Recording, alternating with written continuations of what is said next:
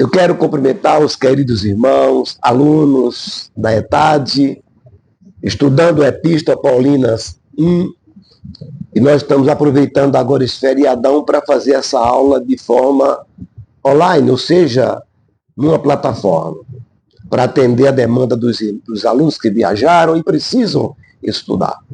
É bom lembrar que este livro ele é comentado pelo saudoso pastor José Apolônio da Silva, irmão do saudoso pastor Antônio Gilberto. Ambos foram meus professores, pastores e amigos. E também o subsídio teológico nós encontramos também do nosso querido Jairo Souza de Macedo e a superintendência teológica do grande amigo e pastor Gunaberg, né? Filho do nosso grande professor Claudionor de Andrade.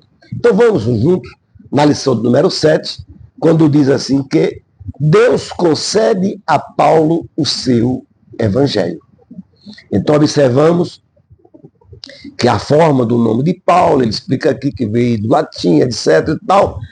E uma coisa muito importante é que nós vamos ver agora que no capítulo de número 13 do livro do versículo 9 de Atos dos Apóstolos, diz, todavia Saulo também chamado Paulo.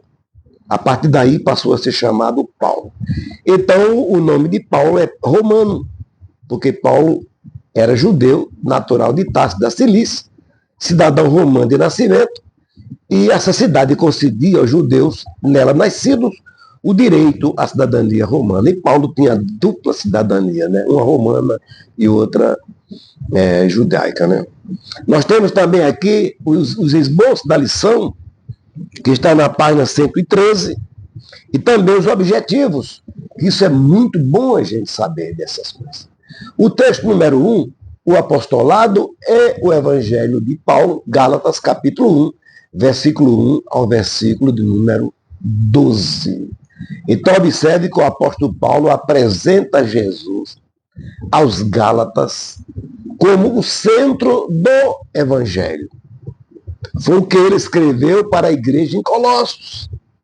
Quando ele disse aos irmãos que estavam naquela conturbação toda, no capítulo 1, versículo 27, ele disse, Cristo em vós, a esperança da glória. Então, e aos Gálatas, ele apresenta-o como o Senhor Jesus Cristo e dá mais detalhe. E ele faz ainda uma apresentação.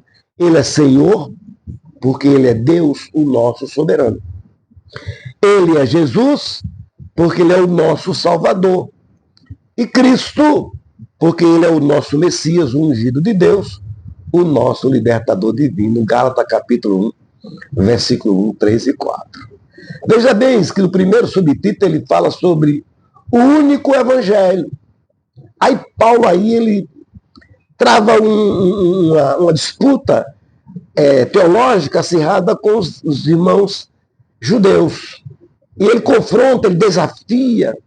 E ele, quando ele diz assim, o outro evangelho, se é o outro, tem outro evangelho também concorrendo. Então, porque o apóstolo Paulo mostra que o verdadeiro evangelho, que ele mesmo chama de meu evangelho, é porque ele pregava e vivia esse evangelho.